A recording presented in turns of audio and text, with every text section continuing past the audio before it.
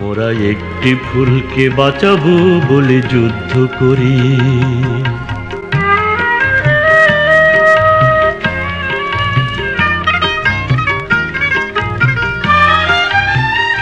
শুধু দর্শক, আমাদের শুভেচ্ছা জানবেন আমন্ত্রণ টিভি মেট্রো মেলের আজকের আয়োজনে। যে সময় আমরা কথা বলছি এটি ডিসেম্বর মাস, আমাদের বিজয়ের মাস। আপনাদের সবাইকে বিজয়ের শুভেচ্ছা জানিয়ে আজকের অনুষ্ঠান শুরু করছি। আজকে আমি খুব আনন্দিত। আজকে আমাদের যে অতিথি আমাদের সঙ্গে যুক্ত হয়েছেন ভার্চুয়ালি, তার সঙ্গে আজকে আমরা কথা বলবো মুক্তিযুদ্ধ নিয়ে, আমাদের বিজয় নিয়ে। তিনি একজন বীর মুক্তিযোদ্ধা। তাকে উপস্থাপন করবার আগে শুধু দর্শক, আসুন আমরা একটি গান শুনে আসি, বিজয়ের গান শুনে আসি। তারপর আমি উপস্থাপন করব আমাদের আজকের যে অতিথি, তাকে আপনাদের সামনে।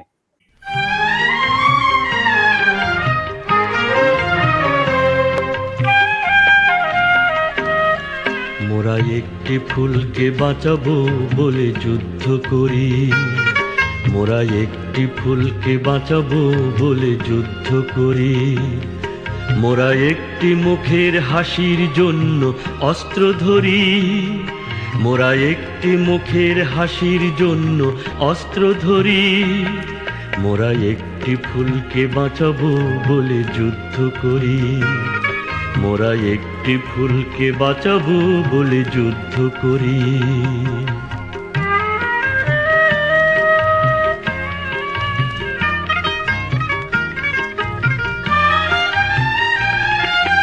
যে মাটির চির মমতায় আমার অঙ্গে মাখা, যে মাটির চির মমতায় আমার অঙ্গে মাখা, যার নদী জল ফুলে ফলে মোর স্বপ্ন আঁকা, যে মাটির চির মমতায় আমার অঙ্গে মাখা, যে দেশের নীল অম্বরে মন মেলছে পাখা, সারাটি জনম সে মাটির দানে বক্ষ ভরি।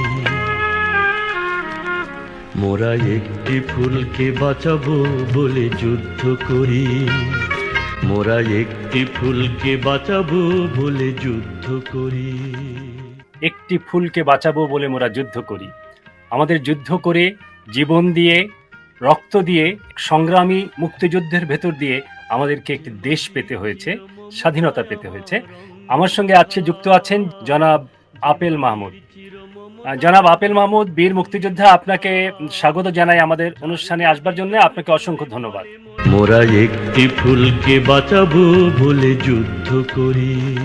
গানটি গেয়েছেন আপনি, সুর করেছেন আপনি, এবং গানটি লিখেছেন গোবিন্দ হালদার। আপনাকে অসংখ্য ধন্যবাদ আমাদের সঙ্গে যুক্ত হবার জন্য। আমি যে প্রসঙ্গটি দিয়ে শুরু করতে চাই আলাপচারিতা, আমরা মুক্তিযুদ্ধ নিয়ে কথা বলবো, আপনার অংশগ্রহণ নিয়ে কথা বলবো, সেই সময়ে আপনার ব্যক্তিগত জীবন নিয়েও একটু কথা বলবো। প্রথমেই জানতে চাই, গত বছরের একটি ঘটনা। আপনি গণমাধ্যমে আমরা দেখেছি, আপনি বলেছেন, আমি যে আপেল মাহমুদ তা জীবিত থেকেই প্রমাণ করেছি। স্বাধীনতার 54 বছর পর আবার কেন আপনাকে প্রমাণ করতে হলো যে আপনি একজন মুক্তিযোদ্ধা? এই বিষয়টি যদি একটু ব্যাখ্যা করেন। আসলে এটার জবাব দিতে পারে যে বর্তমান সরকারের তো মুক্তিযুদ্ধ মন্ত্রী। এটা তার সদিচ্ছার ফসল।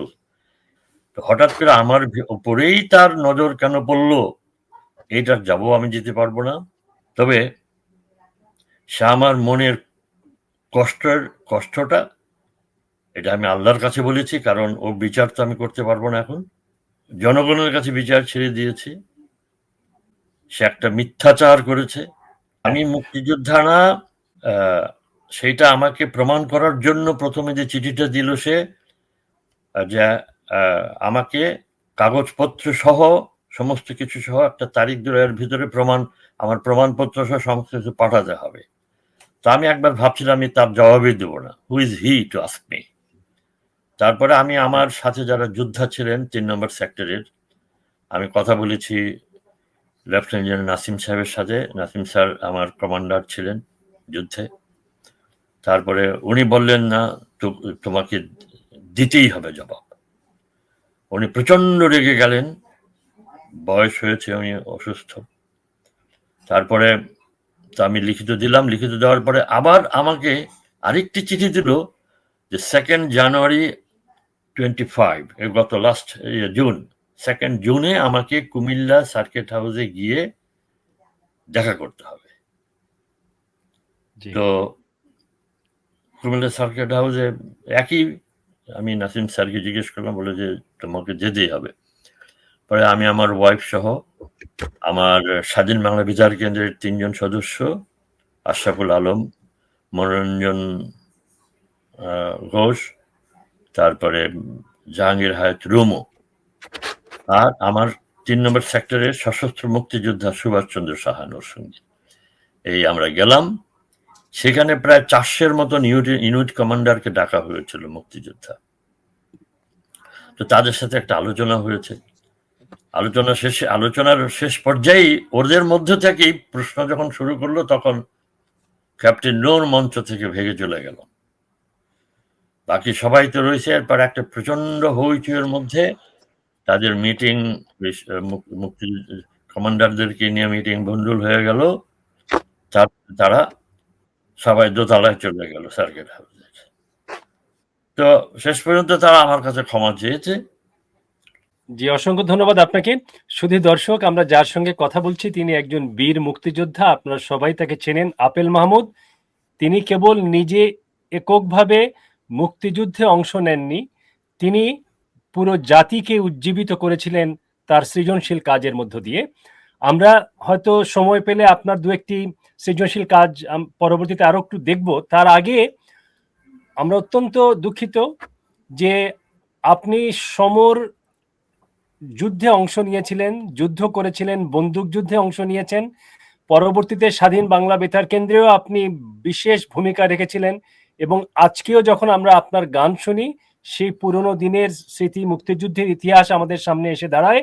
এমন একজন মানুষকেও 54 বছর পরে স্বাধীনতার তাকে প্রমাণ করতে হয় তিনি মুক্তিযোদ্ধা।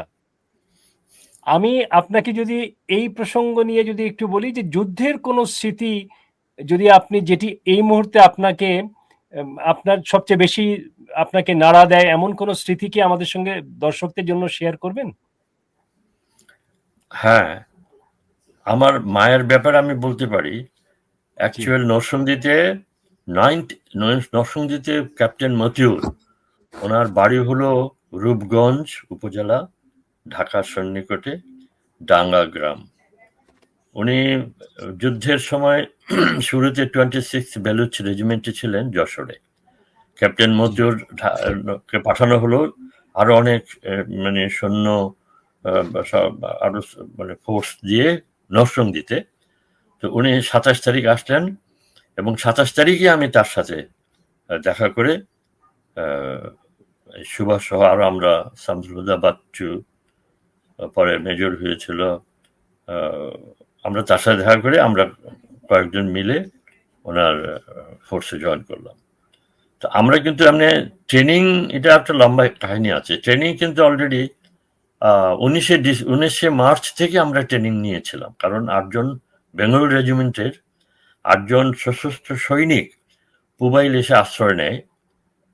আপনারা জানেন যে 19শে মার্চে জয়দেবপুর চৌরাস্তায় যে স্ট্যাচুটা আছে, মুক্তিযুদ্ধের স্মৃতিসৌধটা, সেখানে 3 জন শহীদ হয়। পাকিস্তানি একজনকে সেখানে কি বলে জয়দেবপুর স্টেশনে ব্রিগেডে পাঠাবার জন্য পাঠাতে চেয়েছিল পাকিস্তানিরা, সেটা ওখানে ব্রিগেডের মজুমদার একজন বাঙালি ছিলেন, তাকে সরিয়ে প্রচন্ডভাবে সমস্ত বাঙালি বেঙ্গল রেজিমেন্টের সৈনিকরা, তারপরও লোকাল পুলিশ বলুন, জনতা, ছাত্র মিলে, শ্রমিক সবাই মিলে বাধা দিচ্ছে, এবং 3 জন সেখানে শহীদ হয়। তো 19 তারিখে 8 জন সেই বেঙ্গল রেজিমেন্টের 8 জন সৈনিক, সশস্ত্র সৈনিক এসে পুবাইলে আশ্রয় নেয়।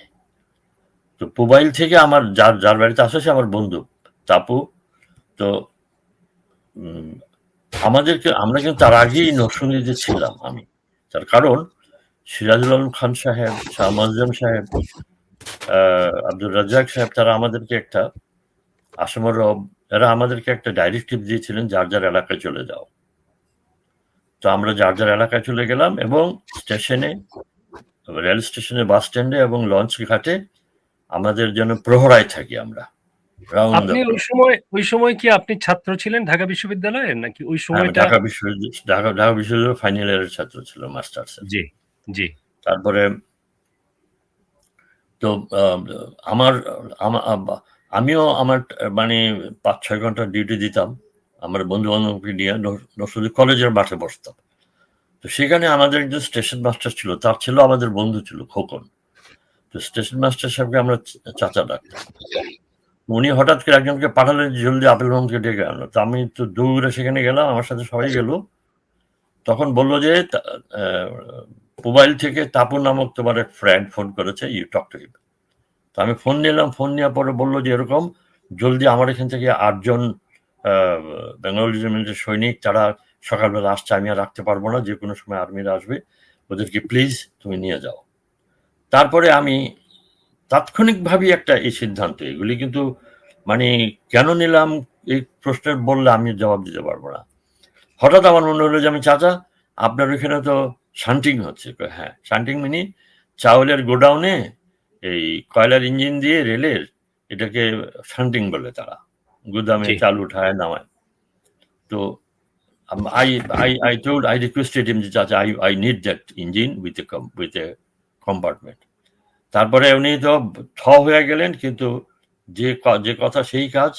আমার বন্ধু বান্ধবদের সাথে দৌড়ে যে সেখানে গেল, দেন যে রেল কলের ইঞ্জিনটা আসলো, এটা চড়ে সোজা পুবাইলে। আমার জীবনে এত স্পিডে চালাতে আমি কখনোই দেখিনি। আই টোল্ড হিম যে খুব জোরে চালাবে। তারপরে 7 থেকে 8 মিনিটের মধ্যে আমরা পুবাইলে পৌঁছে গেছি। পুবাইলে গিয়ে স্টেশনেই তারা ছিল, 8 জন আর্মিকে উঠিয়েছি। যখনই নরসিংদীতে আসলাম দেখি যে ওই যে হাতা নামায়, না হলে স্টেশন ঢুকতে পারবে না, বাইরে জি। আউটার সিগন্যাল আমাদেরকে নামতে হলো। কারণ স্টেশন মাস্টার বুদ্ধি করে সেখানটা লোক পাঠাইছে, বললো যে ওইখানে জিআরবির যে পুলিশ, রেলওয়ে পুলিশের একজন ছিল যে আবার নন বেঙ্গলি ছিল।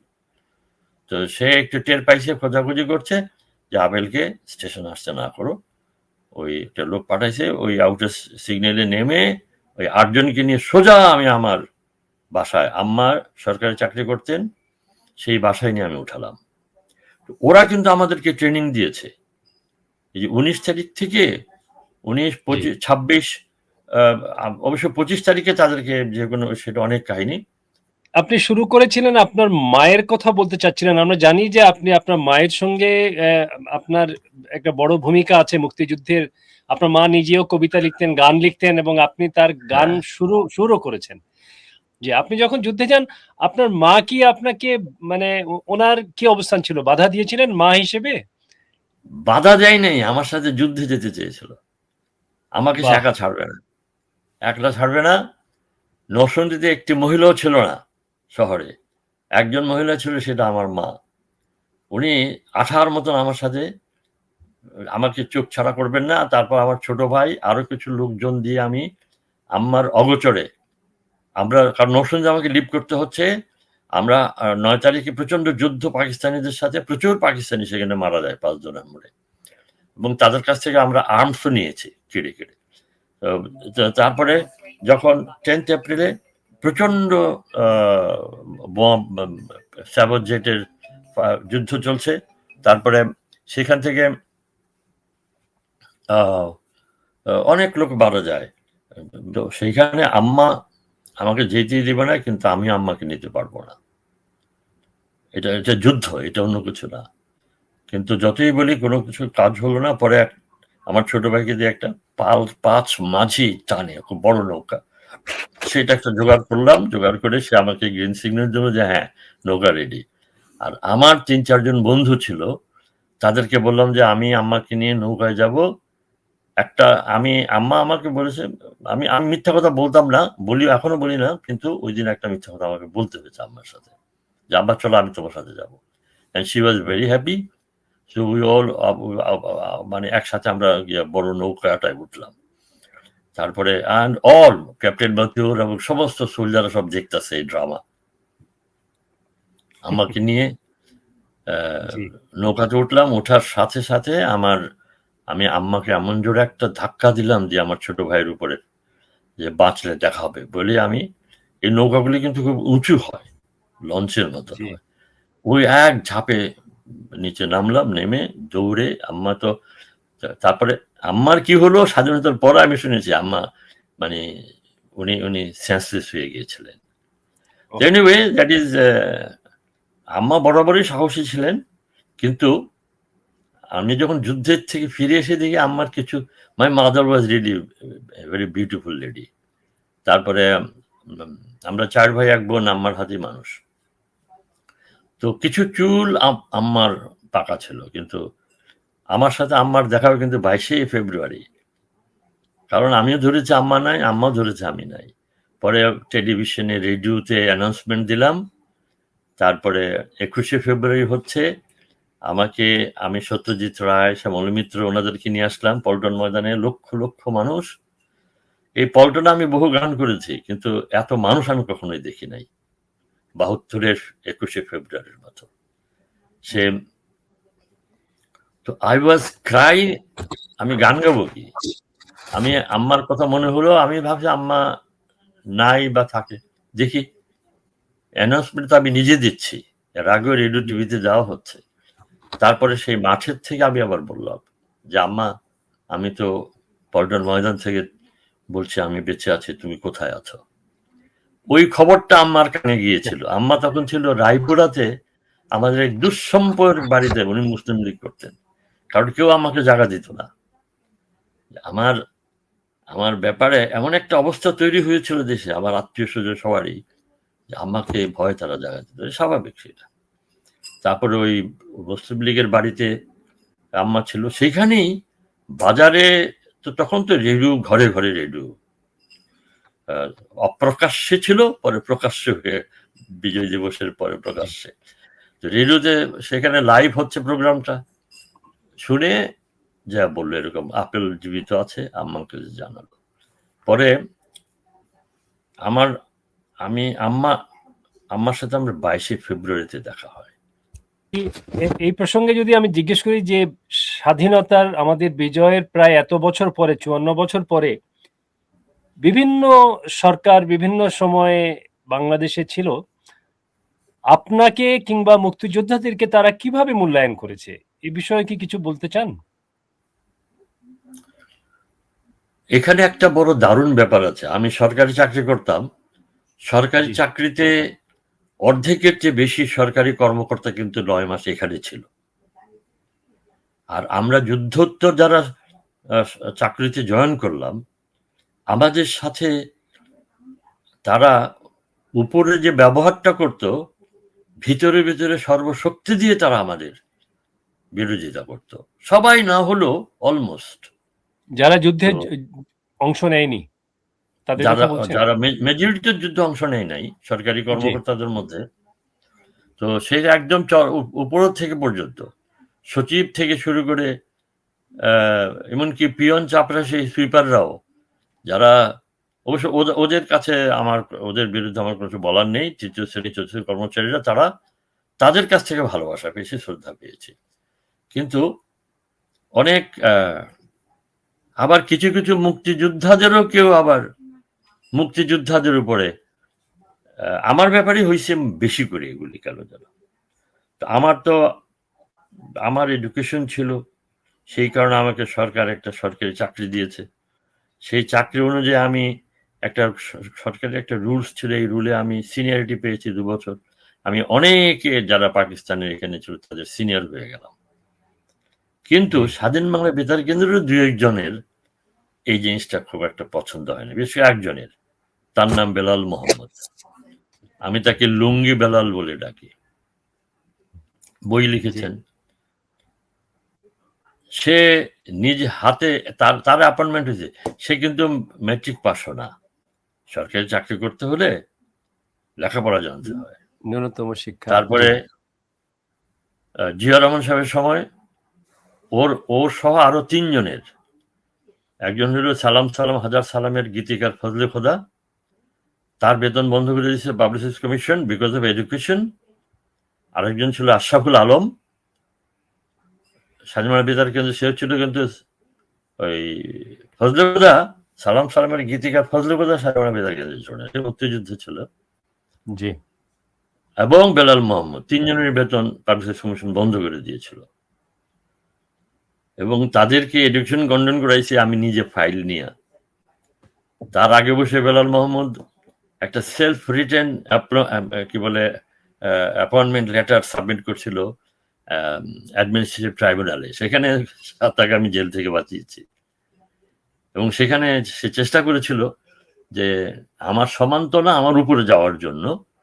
তো এই আপনি আপনি সরকারি চাকরির শেষ জায়গাটায় কোথায় ছিলেন আপনি? বাংলাদেশ, রেডিও বাংলাদেশে ছিলেন? আমি বাংলাদেশ বেতারে, হ্যাঁ, রেডিও বাংলাদেশে ছিলাম। আপনার আমি ইয়েতে 2004 সালে আমি ইতে যাই, রিটায়ারমেন্টে যাই জি। ঢাকা থেকে। আপনি বলছিলেন যে স্বাধীন বাংলা বেতারের কথা বলতে, আপনি বেতারে কাজ করেছেন তার আগে যুদ্ধকালীন সময়ে আপনার বেশ কিছু গান আমি গুগল করছিলাম যে স্বাধীনতা যুদ্ধের সময় মুক্তিযুদ্ধের শ্রেষ্ঠ 10টি গান, এটি গুগল করে আমি পেয়েছি 3-4টি গানই আপনার। হ্যাঁ, আপনি ওই যে কণ্ঠ বিবিসির ওইটা, যদিও জি, আপনার আমি বিবিসির ওই জরিপটাকে আমি সাংঘাতিক ভাবে, মানে আই হেট দ্যাট, ওই টাইপের আর কি। জি, ওই টাইপের করলে জি, আর্টিস্টদেরকে বিভাজনের দিকে, এটা শয়তানের কাজ, এটা করাটা ঠিক হয়নি। তার কারণ আমার চেয়ে অনেক গুণী শিল্পী বাংলাদেশে ছিলেন। কলিম ভাই ছিল, ওস্তাদ ফজলুল হক সাহেব ছিলেন, নিনা হামিদ ছিল, ফেরদৌসী আপা ছিল, তারপরে সাবিনা, রুনা লায়লা, আরো অনেক অনেক অনেক অনেক আর্টিস্ট, মোহাম্মদ আব্দুল জাব্বার, হাদি ভাই, হামিদ ভাই, ফারুক ভাই, মোহাম্মদ সিদ্দিকী ভাই, আনোয়ারুদ্দিন খান, কত নাম বলবো, আব্দুল আলিম ভাই। জি, জি, কিন্তু আরো অনেকের নামই আমার মনে হয় না, মনে আসে না। তো এদের সাথে আমার তুলনা করা ঠিক না। আমার গান দিয়ে ওদের সাথে তুলনা করা, এটা বিবিসির শয়তানি বুদ্ধি। হ্যাঁ, ওখানে আমার হাইয়েস্ট নাম্বার অফ সংস ছিল সেই লিস্টে। এটা জি। বাংলাদেশের লোকজন ভালোবাসে, তাই হয়েছিল। না, অসংখ্য ধন্যবাদ। এবং আমরা তো কৃতার্থ যে আপনি ওই সময়ে জাতিকে, মুক্তিযোদ্ধাদেরকে, মানুষকে, তরুণদেরকে উজ্জীবিত করেছিলেন মুক্তিযুদ্ধে অংশ নেয়ার জন্য। এই যে স্বাধীন বাংলা বেতার কেন্দ্রে সমর যুদ্ধে আপনি ছিলেন নরসিংদীর ওই এলাকায়, আপনি এই স্বাধীন বাংলা বেতার কেন্দ্রের সঙ্গে কিভাবে যুক্ত হলেন বা কিভাবে পৌঁছলেন? আপনাকে তো ভারতে হ্যাঁ, যেতে হয়েছে। জি, গুড কোশ্চেন। এটা সেই অ্যাকচুয়ালি, গল্পটা এটা একটু আমারে শুনি। অনেকেই বলে এটা আমাকে। আমি নরসিংদী থেকে যুদ্ধ শুরু করি। জি, 9th এপ্রিল প্রচন্ড পাকিস্তানিদের ক্ষতি হওয়ার কারণে তারা ক্ষেপে গেল, প্রচন্ড বোমাবাজি শুরু করলো এবং পুরা 10 তারিখে পুরাটা নরসিংদী একদম জ্বালিয়ে পুড়িয়ে শেষ করে দিল। তো আমরা তো বলেছি, আমি সেই কথা, 10 তারিখে কিন্তু আমরা নরসিংদী লিভ করি। আম্মাকে পুনর্ক্রমে পাঠিয়ে দিয়ে ক্যাপ্টেন মতিউরের নেতৃত্বে আমরা একটা বড় বার্জে করে আমরা চলে যাই আশুগঞ্জে। হ্যাঁ, আশুগঞ্জেই তো, আশুগঞ্জ, ভৈরব আশুগঞ্জে। সেখানে ক্যাপ্টেন নাসিম স্যার ছিলেন, তার কাছে যে আমরা রিপোর্ট করি।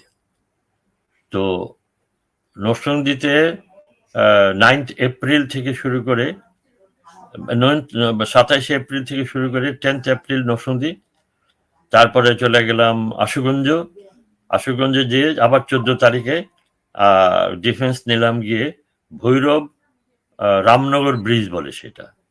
ভৈরবের থেকে ঢাকার দিকে আসতে একটা ব্রিজ পড়ে, সেটাকে রামনগর ব্রিজ বলে। এপারে আমরা, ওপারে পাকিস্তানিরা। সারাদিন প্রচন্ড যুদ্ধ হলো। পাকিস্তানিরা গিয়ে কোহিনুর জুট মিলের ভিতরে আশ্রয় নিল। আর তখনই আবার সেই কোনো কিছু যখন শেষ শক্তি তাদের নিঃশেষ হয়ে যেত, তখন সেভার জেট পাঠাতো, ইয়াহিয়া অথবা টিক্কা অথবা নিয়াজি। তো সেভার জেট আসলো 2টা-3টে, এসে আমাদের লক্ষ্যে প্রচুর বোমাবাজি করলো। কিন্তু আমরা ধান ক্ষেতের ভিতরে, বিশাল ধান ক্ষেত, রেল লাইনের পারে আমরা ঢুকিয়ে গেলাম। তারপরে মতিউর স্যার বলল যে ভৈরবের দিকে চলো, সবাই ভৈরবের দিকে চলো। তো আমরা লুকিয়ে লুকিয়ে সবাই ভৈরবের স্টেশনে গেলাম। সেই স্টেশন থেকে তারপরে তো ওখানে আমরা 14, 15, 16 পর্যন্ত ভৈরব, রামনগর ব্রিজ, ভৈরব আশুগঞ্জ ব্রিজ, তারপরে আশুগঞ্জ, 17 এপ্রিল আশুগঞ্জ ফল করে। তারপরে সেখান থেকে অনেক লম্বা কাহিনী আছে, শর্ট করে বলি। জি, আমরা স্ক্যাটার্ড হয়ে যাই আশুগঞ্জে। তারপরে হবিগঞ্জে গিয়ে আমরা আবার এক হই। হবিগঞ্জ, চুনারুঘাট, চাঁদপুর টি স্টেট, তেলিয়াপাড়াতে লাস্ট যুদ্ধ আমার 23 মে, জি 23 মেতে তেলিয়াপাড়ায় আমার, আর আমি আশুগঞ্জে আমি একটু আঘাত পাই এই আমার লেফট চোখের উপরে। তো এইটা একটু সিরিয়াস ধারণ করে, তখন আমাকে মেডিকেল ক্যাম্পে, তেলিয়াপাড়ায় মেডিকেল ক্যাম্পে পাঠানো হলো। 23 তারিখে পাঠাইছে। আমার মনে পড়ে আশুগঞ্জে ব্রাহ্মণবাড়িয়ার আওয়ামী লীগের প্রেসিডেন্ট, মানে নামটা ভুলে গেছি আমি, উনি উনি এসে দেখে গেছে আমারে এইতে। তো তারপরে যখন তেলিয়াপাড়া বাগানে গেলাম, তেলিয়াপাড়া গার্ডেন থেকে আমি ক্যাম্পে, মেডিকেল ক্যাম্পে গেলাম, তখন তারপরের দিন 24 এপ্রিল জেনারেল ওসমানী এবং এমআর সিদ্দিকী, চিটাগাংয়ের এমপি ছিলেন, উনি আবার ইস্টার্ন রিজিয়নের অ্যাডমিনিস্ট্রেটরও ছিলেন, উনি এবং ব্রাহ্মণবাড়িয়ার আওয়ামী লীগের প্রেসিডেন্ট, তিনজনই এসে আমাকে আমার মনের বিরুদ্ধে জোর করে টেনে হেঁচড়ে আগরতলা নিয়ে গেল। জি এবং সেখানে আমি যদি আবার ভাইগে চলে এসে পড়ি, 4-5 জন ফোর্স দিয়ে আমাকে আটকায় রাখলো, আমি যেন না ভেগে যাই। তারপরে তো সেখানে আবার জাব্বার ভাই আসলো, তারপরে মাহমুদ আব্দুল জাব্বার, তারপরে সেখানকার চিফ মিনিস্টার, আর নন্দিনী সৎপথী ছিল তখন স্টেট মিনিস্টার ইনফরমেশন ইন্ডিয়ার। তো ওনারা দুজনে রিকোয়েস্ট করলো আমাদেরকে যে এখানে অনেক শরণার্থী আছে, এটা রিকোয়েস্ট করলো, মানে এটা জানতে পারলো যে এরকম আছে, দুজনে গায়ক এখানে আসছে, যে আপনারা করেন, আমরা এখানে হেল্প করে একটা শরণার্থীদের জন্য একটা কিছু করেন। পরে আমরা সেখানে আরো অনেক আর্টিস্ট পেলাম, বাংলাদেশের আর্টিস্ট শরণার্থী ক্যাম্পে বিভিন্ন জায়গায় ছিল, তারা আসলো। আপনি কোন মাসের কথা বলছেন? এটা হলো এপ্রিল, মে মাসে 23 মেতে আমি লাস্ট যুদ্ধ, আমার লাস্ট ওয়ার্ড ডে, তারপর আমি হাসপাতালে গেলাম, তারপরে সেখান থেকে আমাকে 24 তারিখে মে মাসেরই নিয়ে গেল। তারপর আমরা অনুষ্ঠান করলাম, প্রায় 7 লক্ষ রুপি উঠিয়ে দিলাম। 1 জুন আমাকে জাব্বার ভাইকে, আমরা ওখানে কিছু আর্টিস্ট পেলাম, তো আমি আবার এমআর সিদ্দিকী স্যারকে বললাম যে ওনাদেরকে দরকার, পাঠিয়ে দেন। পরে সবাই আমরা চলে গেলাম প্লেনে কলকাতায়। তারপর যে স্বাধীন মানব বেতার কেন্দ্রে জয়েন করলাম আমরা, মানে বাংলাদেশ এমবিসি থেকে রিপোর্ট করলাম, সেখান থেকে আমাদেরকে স্বাধীন বাংলা বেতার কেন্দ্রে নিয়ে গেল। এই যে আপনার যে কয়েকটি বেশ কিছু অমর গান ওই সময় আমাদেরকে উজ্জীবিত করেছিল পুরো জাতিকে, তীরহারা এই ঢেউয়ের সাগর পাড়ি দেবরে, এক সাগর, টু স্পিক ভেরি ফ্র্যাঙ্কলি, আমি লিখতেও পারতাম, শুরু করতে পারতাম, গাইতেও পারতাম, এটা আমার একটা অ্যাডভান্টেজ ছিল। So highest number of songs in স্বাধীন বাংলা বেতার কেন্দ্র যদি বলেন, তাহলে মনে হয় আমার গানে সবচেয়ে হাইয়েস্ট নাম্বার গান ছিল আমারই। তীরহারা বলুন, তারপরে হুঁশিয়ার বলুন, তারপরে মানবনে বন্ধনে মুক্ত মানুষের স্বাধীনতা অধিকার ক্ষুণ্ণ করে যারা ঘৃণ্য কৌশলে, তারপরে আপনার এই সারা বাংলা জেলখানা, শিকল পায়ে রাখবো না, বা তারপরে বাঙালি ভাইরে, প্রচুর লিখেছি আমি সেখানে। আমরা যেহেতু আপনার সেই সময়ের কিছু গানের কথা বলছি, আমরা কি একটু ছোট্ট করে একটু গানটা শুনে আসবো, আপনি যদি একটু অনুমতি দেন?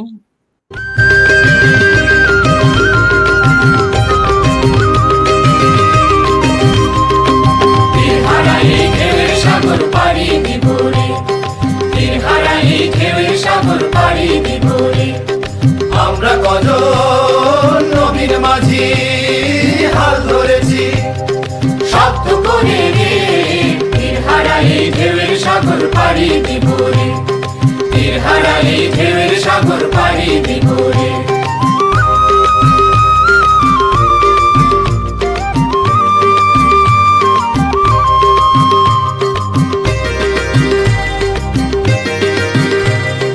জীবন কাটে যুদ্ধ করে, প্রাণের মায়া শান্ত করে, জীবনের স্বাদ নাহি পায়।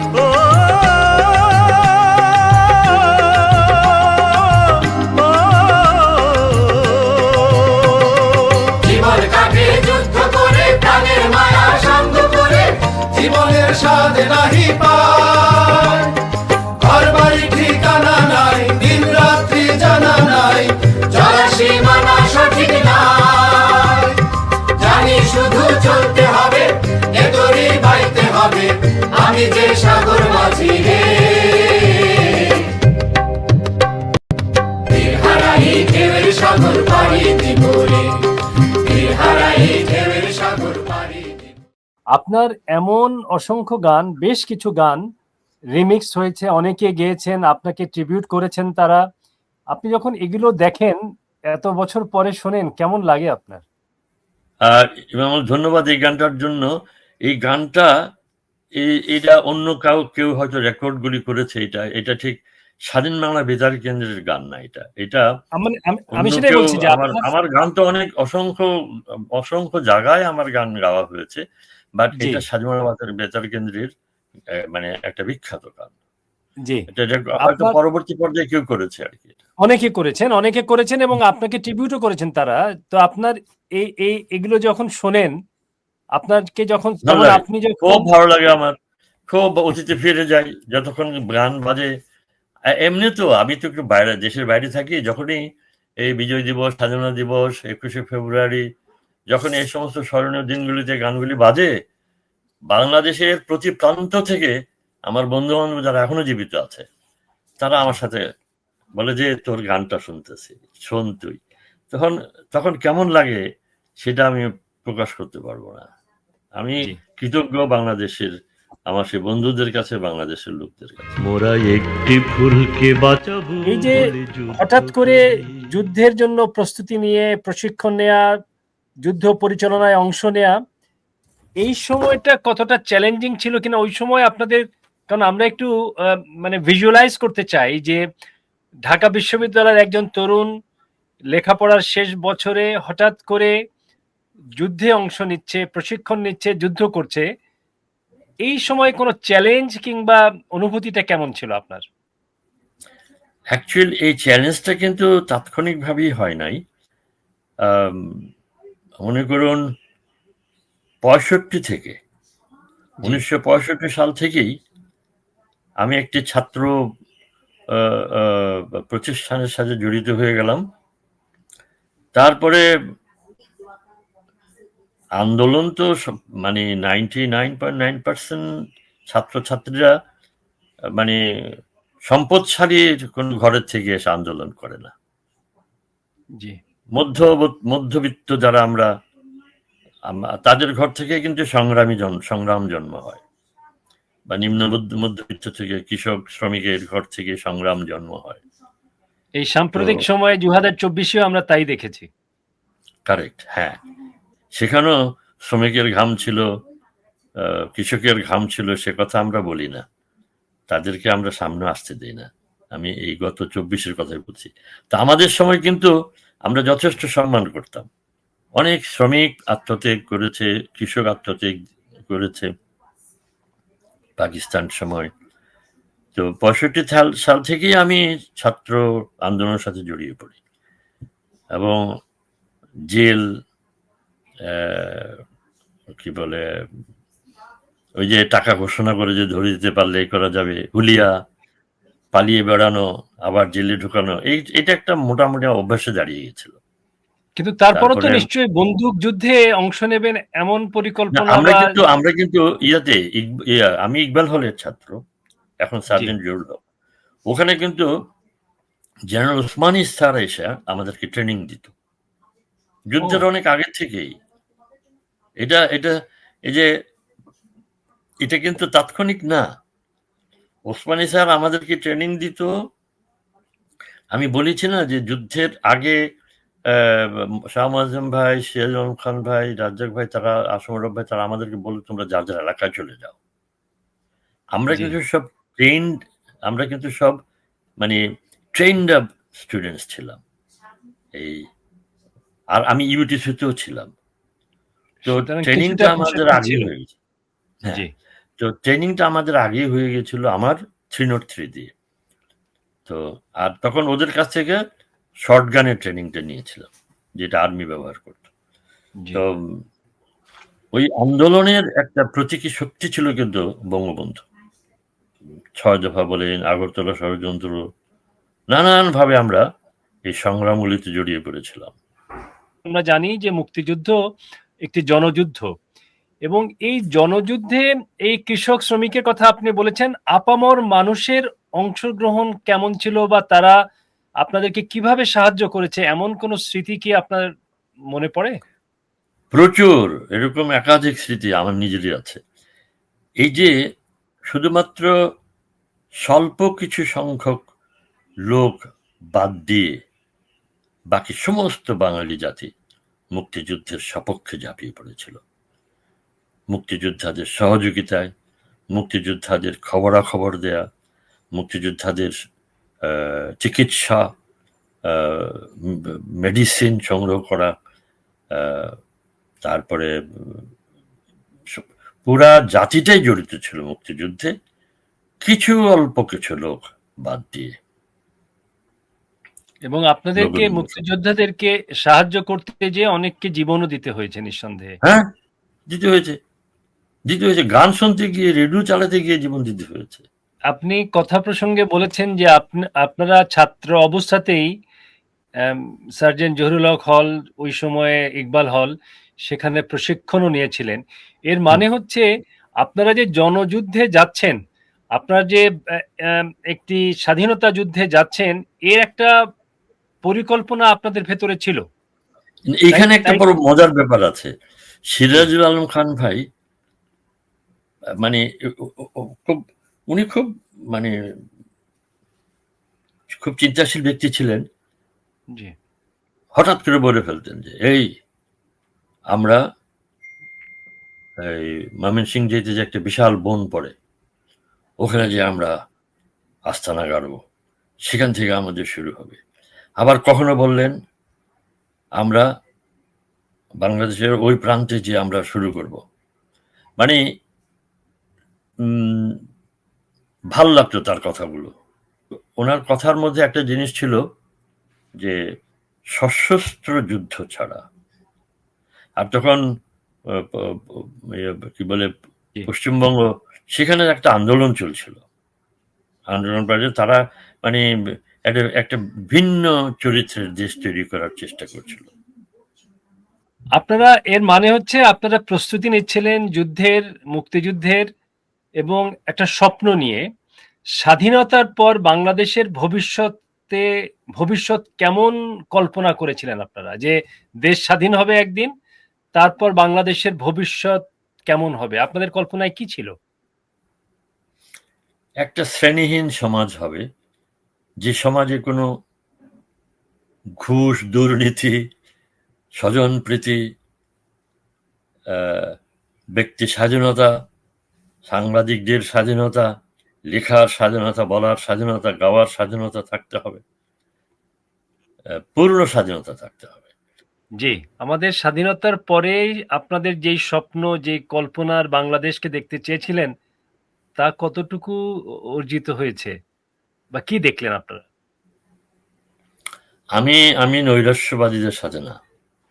আমার পাকিস্তান আমলে যে দুঃখগুলো পেতাম, ততটুকু দুঃখ তো আর পাচ্ছি না।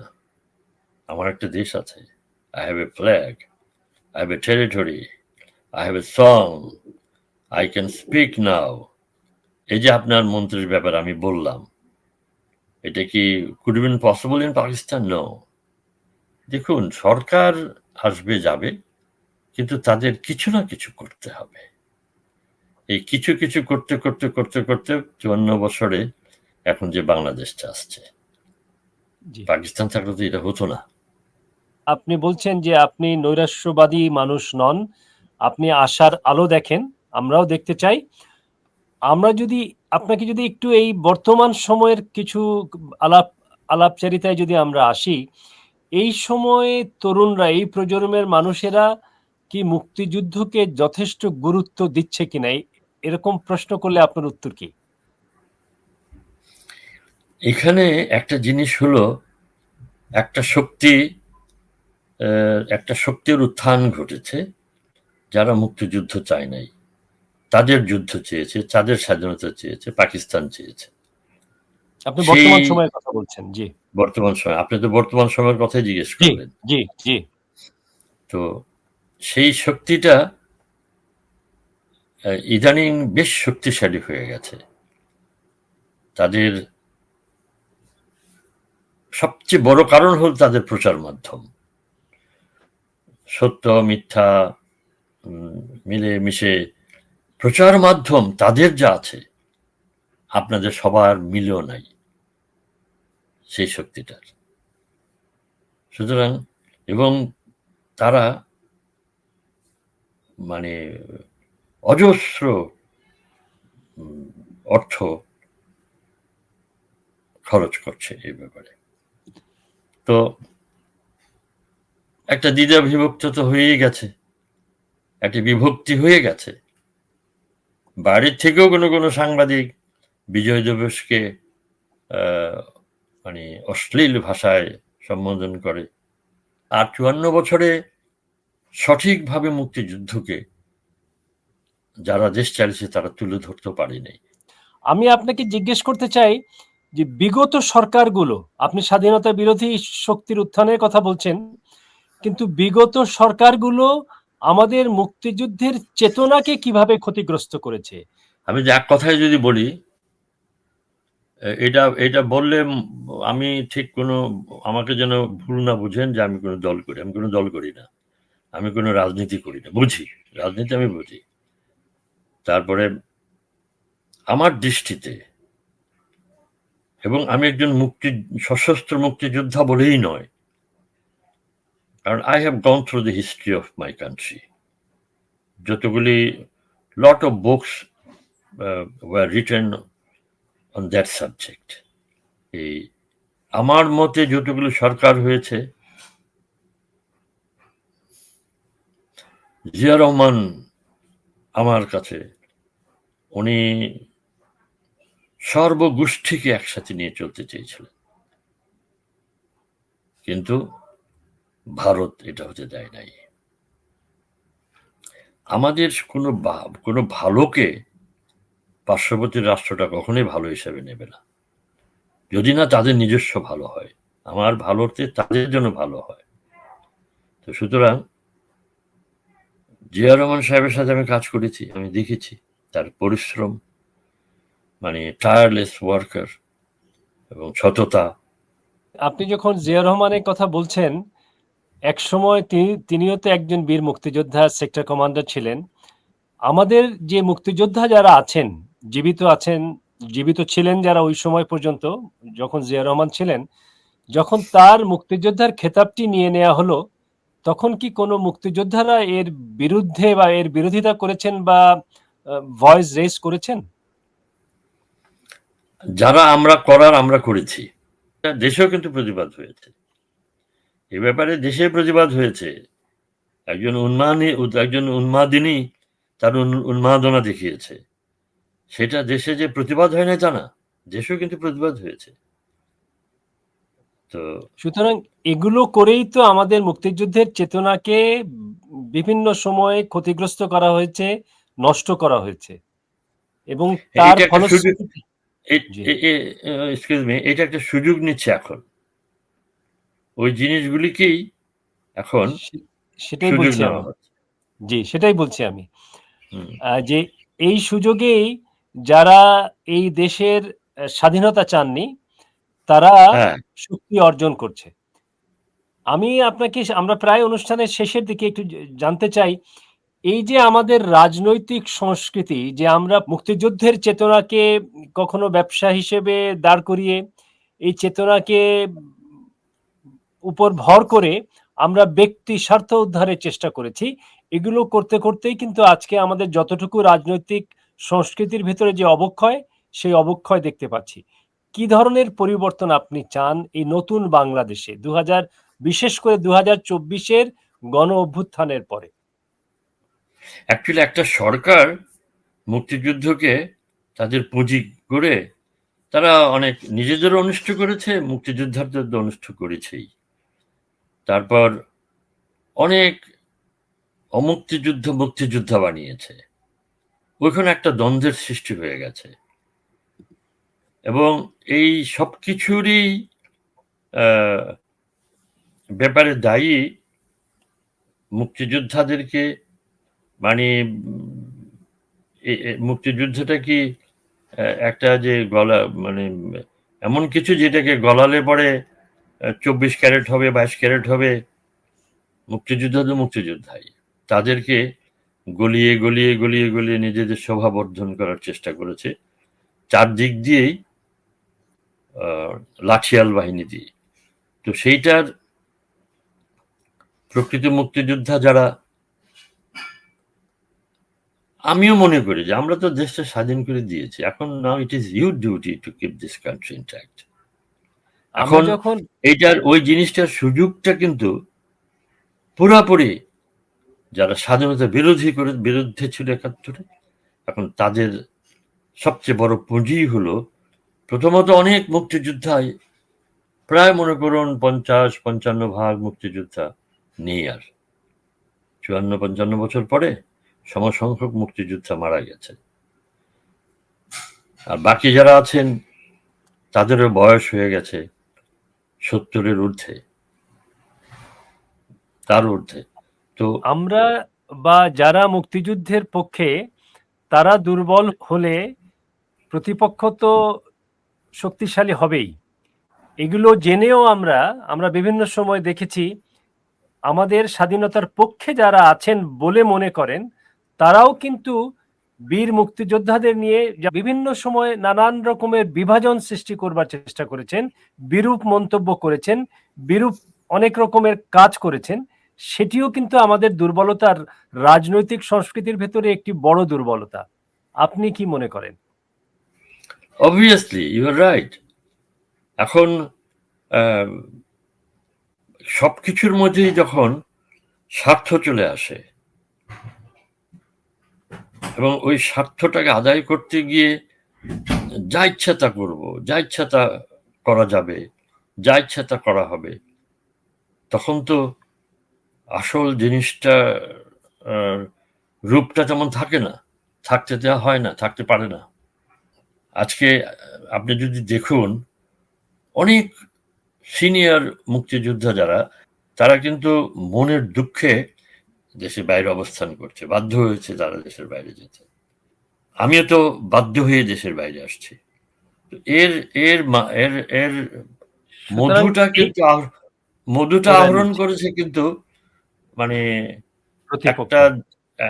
একটা সরকার বাদ দিয়া বাকি সবাই। আপনাকে শেষ প্রসঙ্গে একটু যদি জানতে চাই যে আমরা গত বছর জুলাইয়ে ২০২৪-এ ছাত্র জনতার গণ অভ্যুত্থান দেখেছি।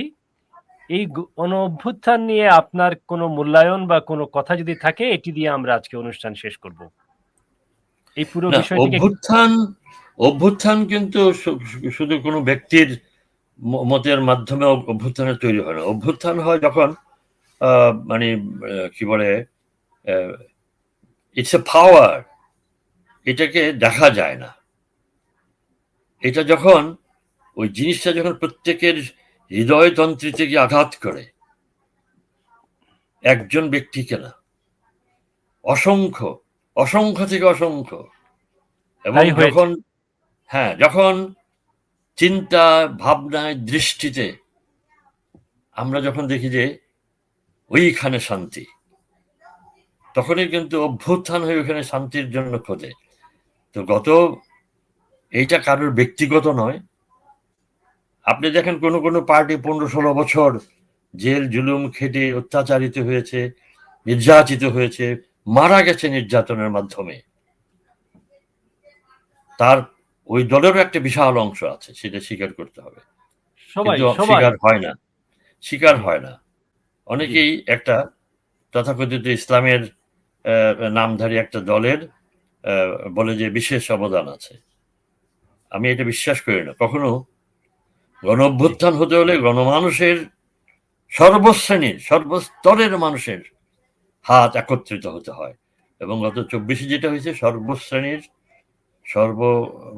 মানে দলের সমস্ত মানুষের, ছাত্রদের, কৃষকের, মজুরের, মেয়েদের, কণ্ঠ এবং আমরা একত্রিত হয়েছে। উল্লেখযোগ্য উম, মানে আমরা দেখেছি যে একটি গুরুত্বপূর্ণ বিষয়, সেটি হচ্ছে আমাদের মায়েরা, মেয়েরা, আমাদের শিক্ষকরা সবাই পথে নেমে এসেছিলেন। হ্যাঁ, সুতরাং আপনি যেটি বলেছেন একেবারেই সঠিক, যে এটি আপামর মানুষের একটি জন অভ্যুত্থান ছিল, অংশগ্রহণ ছিল সেখানে, তাই 24-এ আমরা দেখেছি। আপনি দেখেন না কারা না অংশগ্রহণ করেছে, যারা জি, সরকারি অবসরপ্রাপ্ত সরকারি চাকরি, অবসরপ্রাপ্ত সেনা ফোর্সেস তারাও শেষে ফোর্সেসরা, যুক্ত হয়েছেন। জি, তারপরে আহ, কোন শ্রেণী পেশার লোক হয় নাই, রাস্তায় যারা আত্মহত্যা, যারা জান দিয়েছে, যে রিক্সাওয়ালাটা বডিটা নিয়ে যাচ্ছে, জি, তার অবদানটা কি বলবো?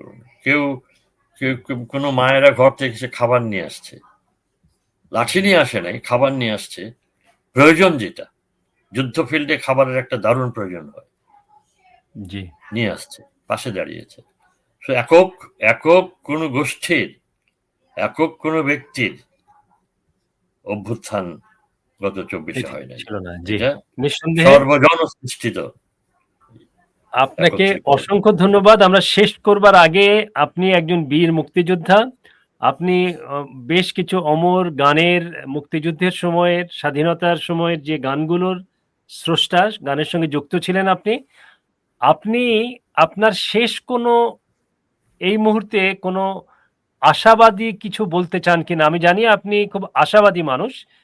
বাংলাদেশকে কোথায় দেখতে চান আগামী 5 বছরের ভেতর? এই কথা দিয়ে আমরা শেষ করব আজকের অনুষ্ঠান। প্রথম কথায় আমি বলবো, আমি বলছি প্রথমে যে আমি রাজনীতি করি না, রাজনীতি বুঝি। প্রত্যেকটা রাজনৈতিক দলকে মিথ্যা বলা, তারপরে মিথ্যা এআই সৃষ্টি করা, একজনের বিরুদ্ধে আরেকজনকে বলা, এবং ইসলামের নামে অনইসলামিক কথা বলা, ধৃষ্টতা দেখানো আল্লাহকে, রসুলকে নিয়ে, এগুলো অমার্জনীয় অপরাধ। এগুলি থেকে নিবৃত্ত হোক। যেই দলে আসুক, মন্ত্রী পরিষদ যেন তারা সর্বদলীয়ভাবে, কম বেশি হবে, একটা করুক, একটা, এত কিছু আমরা বলি, আমরা এখানে একটা আমাদের কাছে তাদের পরিচয় করবে, তাদের হৃদয় কত বড়, এটাকে তারা অ্যাকসেপ্ট করবে কিনা। আপনাকে অসংখ্য ধন্যবাদ। টিভি মেট্রো মেইলের পক্ষ থেকে আপনার কাছে আমরা কৃতজ্ঞতা প্রকাশ করছি। এই ডিসেম্বর মাসে, বিজয়ের মাসে আপনি আমাদের সঙ্গে যুক্ত হয়েছেন, মুক্তিযুদ্ধের স্মৃতি আমাদেরকে স্মরণ করিয়েছেন। আপনি মুক্তিযুদ্ধের সময় আপনার ভূমিকা, অন্যান্যদের ভূমিকা আমাদের সামনে উপস্থাপন করেছেন। আপনাকে অসংখ্য ধন্যবাদ জানিয়ে আজকে অনুষ্ঠান শেষ করতে চাই। আপনাকে অনেক ধন্যবাদ। যারা শুনবেন, দেখবেন, দোয়া করবেন। ভালো থাকবেন। বীর মুক্তিযোদ্ধা আপেল মাহমুদ, আপনি ভালো থাকবেন। শুধু দর্শক, আপনারা যারা আমাদের সঙ্গে ছিলেন, আমাদের অনুষ্ঠান দেখছেন, আপনাদেরকে অসংখ্য ধন্যবাদ জানিয়ে, এই বিজয়ের মাসে বিজয়ের শুভেচ্ছা জানিয়ে আজকের অনুষ্ঠান শেষ করব। আপনারা সবাই ভালো থাকবেন, বাংলাদেশকে ভালো রাখবেন।